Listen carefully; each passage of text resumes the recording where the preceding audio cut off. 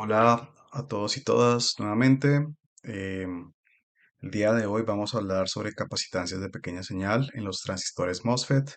Mi nombre es Juan Sebastián Moya Vaquero y estoy siendo apoyado por el profesor Freddy Segura, asociado al Centro de Microelectrónica de la Universidad de los Andes, CEMUA, y queremos dar un agradecimiento muy grande a IEEE y a CAS por todo el apoyo económico que nos han dado para realizar este tipo de videos. Ok, el tema de hoy, hablar de capacitancias intrínsecas y extrínsecas. Bien, recordemos nuestro modelo del transistor, ¿cierto? Con el gate, el drain, el bulk y el surtidor. Pero vean que ahora aparecieron unos nuevos elementos. Entonces, ¿qué son esos elementos? Esos elementos son capacitancias parásitas debido a la estructura física del transistor. Entonces, ¿qué impacto tiene esas capacitancias? Pues, por ejemplo, cuando yo estoy trabajando en pequeña señal, cuando estoy trabajando en amplificación, esas capacitancias van por ejemplo, a modificar la respuesta en frecuencia de mi circuito, van a cambiar, digamos, el comportamiento de un posible pasabajas, van a correr hacia la izquierda, es decir, hacia DC, el polo que se había definido, ¿cierto? Porque al final estoy incluyendo capacitancia, entonces ese es uno de los efectos de todos estos elementos. Hay dos tipos de capacitancias, intrínsecas, que son estas en azul, y extrínsecas. Bien, entonces comencemos. ¿Qué son las capacitancias intrínsecas y extrínsecas? Las capacitancias intrínsecas son las que están asociadas al canal como tal, ¿sí? Entonces vean que está esta capacitancia del óxido, que ya la habíamos mencionado anteriormente, ¿sí? Que es justamente la capacitancia que se encuentra entre el metal o polisilicio y el canal, que es un semiconductor. Y por otro lado está una capacitancia de la región de agotamiento que se encuentra en el canal debido a cómo están organizados los portadores. Por otro lado están las capacitancias extrínsecas que ya están asociados a una superposición, ¿cierto? Digamos del gate y del óxido con las difusiones que están asociadas al drenador y al surtidor. O por ejemplo, de las difusiones hacia el sustrato, ¿sí? Entonces ahí aparecen todas estas capacitancias. Bien, esta primera capacitancia, la capacitancia del óxido, ya la habíamos mencionado cuando estábamos hablando de compensación de carga, ¿cierto? Entonces, esta capacitancia se da entre el polisilicio o el metal, ¿cierto? Y el semiconductor, y básicamente es una capacitancia que abarca desde el surtidor hacia el drenador. Por eso se tiene Cox multiplicado por el área asociado eh, al digamos, al canal, ¿no? A lo que está por debajo del canal, que es que, pues, W de profundidad y L de largo, ¿sí? Esta capacitancia se puede polarizar entre regiones diferentes. Eh, digamos, si yo polarizo el sustrato de manera positiva y el gate de manera negativa, pues voy a encontrarme en esta región de agotamiento. Si por el contrario perdón, intercambio los pines de la tensión de alimentación, voy a encontrarme en una región de agotamiento, que hay una tensión de flat band, que justamente es esta tensión que me cambia de región de acumulación a agotamiento, y una tensión de threshold, que es la tensión de umbral que ya hemos venido hablando. Y después de la tensión de umbral, pues ya entramos en lo que es la región de saturación, que vean que mantiene una polaridad positiva y aparte de eso, pues hay una mayor cantidad de cargas. Perfecto. Esta es la curva, ¿sí? Digamos, de cómo varía la capacitancia de óxido con respecto a la tensión gate source o gate bulk, ¿sí? Al mencionar que pues hay diferentes tipos de comportamientos, por ejemplo, aquí tenemos un comportamiento lineal, aquí otro comportamiento no lineal. La diferencia es que aquí voy a trabajar con tensiones negativas, aquí con tensiones positivas, que es lo que queremos, ¿cierto? En este punto va a haber una disminución del valor de la capacitancia a medida que aumentamos la tensión hacia cero, y en este punto tenemos un aumento de la capacitancia, ¿cierto? Del MOSFET, a medida que aumentamos hacia la región de inversión fuerte. Pues básicamente, el MOSFET debe trabajar en esta región entre 0 y VGS voltios, ya sea un valor de capacitancia un poco más constante o que no cambie mucho, o uno ya mucho más fuerte. Entonces, usualmente el MOSFET se trabaja con, em, en esas dos regiones. Digamos, en toda esta región de inversión, ya sea en la región de inversión fuerte o esta de aquí que puede ser una región de inversión moderada, se podría llamar. ¿Sí? ¿Por qué me interesa trabajar con MOSFET? Ok, resulta que, como capacitancias, ¿no? Resulta que yo puedo integrar capacitancias, ¿cierto? En mi tecnología, pero el problema es que la capacitancia por área de esos dos platos a veces no es lo suficientemente grande para, yo digamos, poder integrar una capacitancia ya sea de un nanofaradio, ¿sí?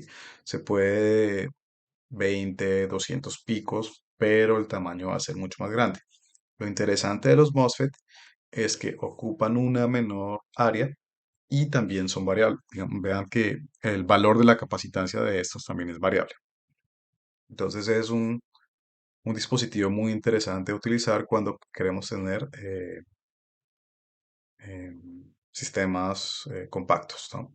Y que varíen con tensión. Entonces, por ejemplo, en un oscilador, si yo quiero hacer una sintonía de una señal, digamos estoy en 2.4 y quiero moverme a 2.39 o 2.41 GHz, puedo tener una capacitancia que me sintonice a 2.4 y después utilizar capacitores MOSFET, ¿cierto? Para sintonizar o para variar la frecuencia en un rango relativamente pequeño, aunque puede aumentar mucho más. Entonces, esa es la importancia de los MOSFET como eh, capacitancias. Bien, está esta capacitancia de la región de agotamiento, que sería entre el canal y el cuerpo, está definido por esta expresión de aquí, ¿sí? Q, la permitividad, la eh, tensión de Fermi, si no estoy mal, y eh, los portadores en el sustrato, ¿sí? La concentración de portadores, exactamente. Bien, vámonos con las intrínsecas. Entonces vean que estas capacitancias se dan cuando hay un traslape del óxido y del gate sobre las difusiones, ¿sí? Entonces aparece este C3, este C4, ¿sí? COV es como over, ¿cierto? Que está por encima de traslape. Y vean que se siguen manejando los Ws y Ls, ¿sí?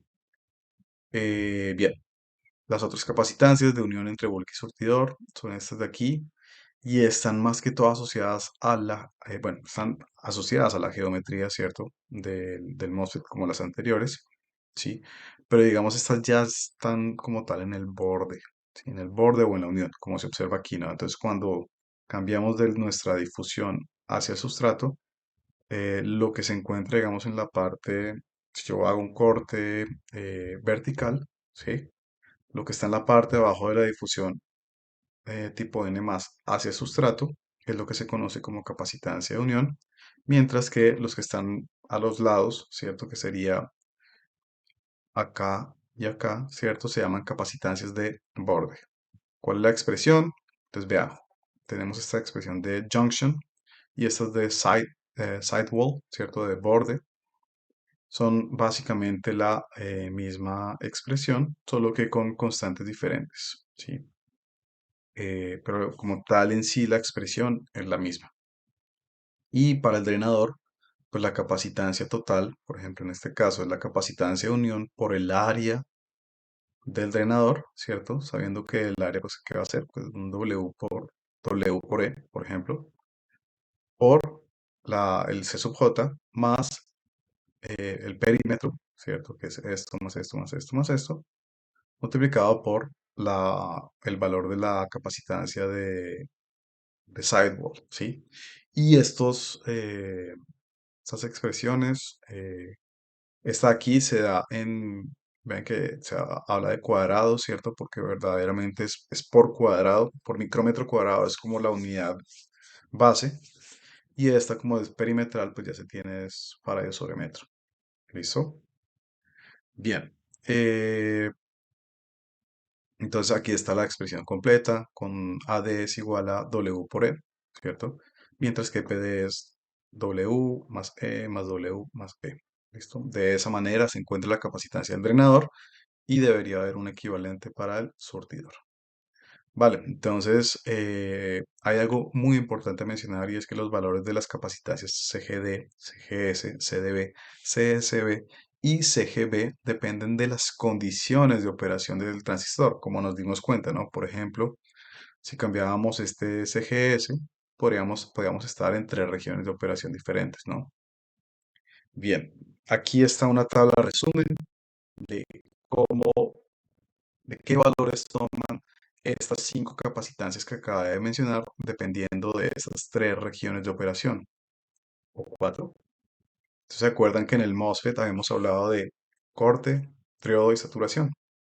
Sí, digamos que en corte, pues no tiene sentido hablar de capacitancias porque simplemente pues el dispositivo no está operando, ¿cierto? Pero hay una cuarta región y eso tiene mucho que ver con el concepto que habíamos mencionado sobre la tensión de umbral. ¿Se acuerdan que era ese concepto de que la tensión de umbral no era algo de binario? Es decir, si superaba la tensión de umbral había corriente y si no la superaba no había, ¿cierto?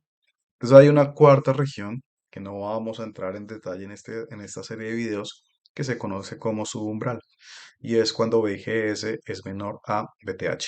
Entonces, si quieren saber más, los invito a que busquen, se llama la región de subthreshold, de subumbral, ¿sí? Y digamos que tiene unas características, sobre todo para aplicaciones de baja potencia, muy interesantes. Y con esto, de esta manera, termino este video sobre capacitancias intrínsecas y extrínsecas. Muchas gracias a todos y todas.